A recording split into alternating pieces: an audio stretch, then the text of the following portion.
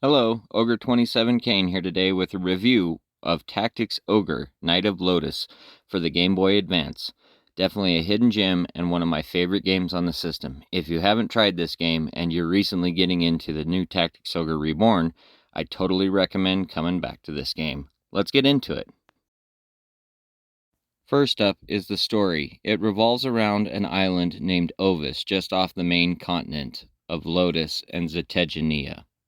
This particular story revolves around Alphonse and Richter, who are sent to the island to search for a hidden spear of Longicolinus. It is once a horn of an angel who was sent down from Earth for defying God. For his defiance of God, God locked him in an icy prison and broke the horn off, giving it to a mermaid who then used it to fight against humans.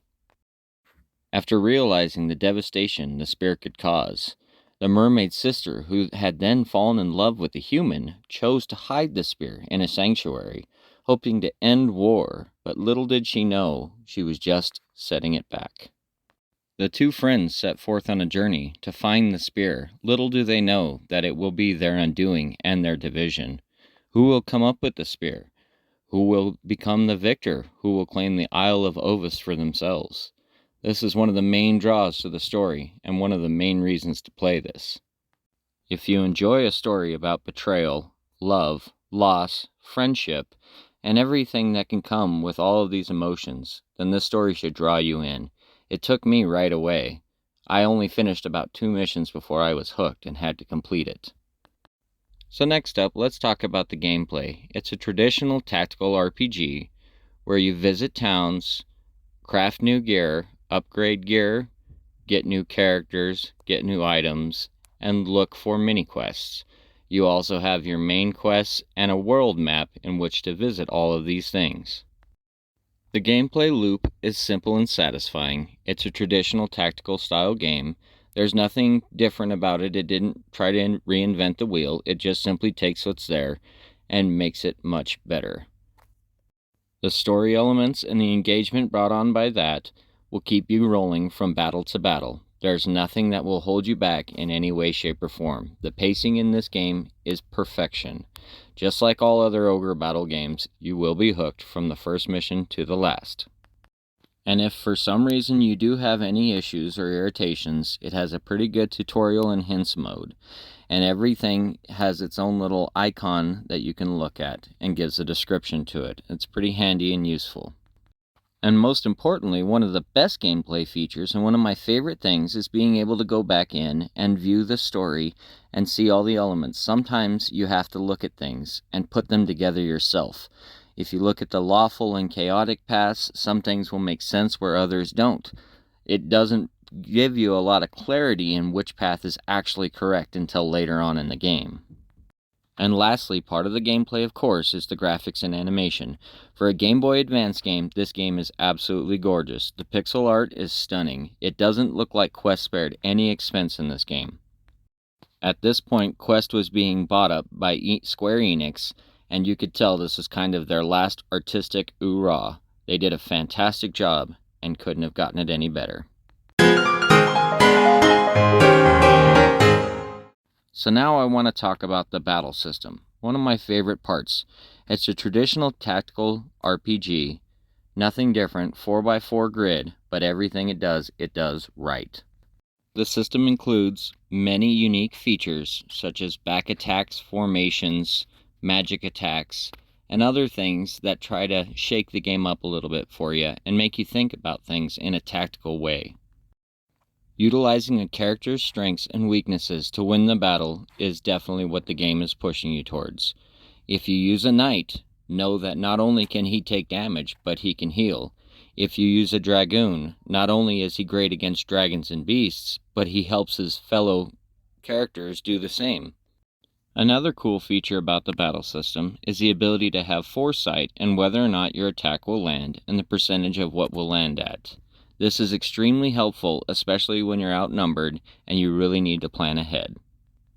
The one thing that can be frustrating about the battle system is when you need to keep a certain character alive and you're not exactly sure how or why. The game doesn't necessarily do a good job of this, and you need to use your own ability and strategy to keep them alive sometimes. At the end of the day, they didn't really do anything different or change anything to the format or formula.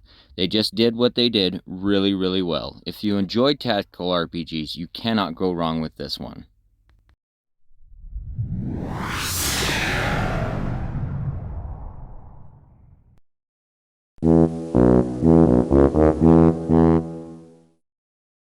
Alright, well, here in conclusion, I'm gonna have to say that this is a must-play. Whether you enjoyed tactical RPGs, whether you need to get another fix out of the Ogre Battle Saga, or whether or not you just need to experience a great Game Boy Advance game, this is definitely a game you must play. It's a game you must try, and it's a game you must give time to. You won't be disappointed.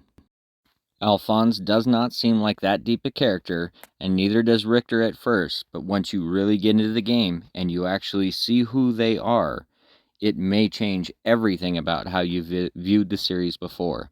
It took me a long time to put all the pieces together, but this piece is definitely needed for the puzzle, especially if you enjoy the new Tactics Ogre Reborn. You have to experience this story. The last thing I want to say in conclusion is that this game was definitely a passion project. Quest, you could tell they were at the end, and they had to make something that they knew would last.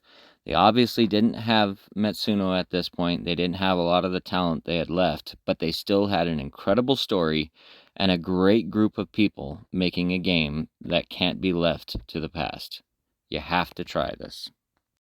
Alright, for the last section of this, I have to throw in some spoilers, so if you don't want to experience any of this stuff, please leave now or skip ahead by a minute. This story is the story of Lance Tartarus. He's the main antagonist in Tactics Ogre Reborn. It took me forever to make the full connection, and it humanized a character that I thought was purely evil. This not only impacted me in my life and how I view things, but also impacted how I view other video game antagonists. How deep are some of these characters, and how well written are they? I don't know. But what I do know is that this story was so well written that it was not meant to end here, nor was it meant to end with any of the other episodes that have been released. This was meant to be an epic that we were supposed to experience over a long period of time. I hope Square Enix digs back into this, and I hope they take it upon themselves to give us another chapter, because this saga is a saga that shouldn't end with what we have. This saga should go on, and it should prepare us for a journey of better written stories, and things that are meant to touch our hearts, and give us reason to keep playing this art. Thank you for watching this video, and thanks for taking time out of your day to experience one of the best stories and best video games I've ever played. If you ever give it a chance, I hope you feel the same way. Ogre27 Kane here, signing out. Have a good rest of your day, and thank you for watching.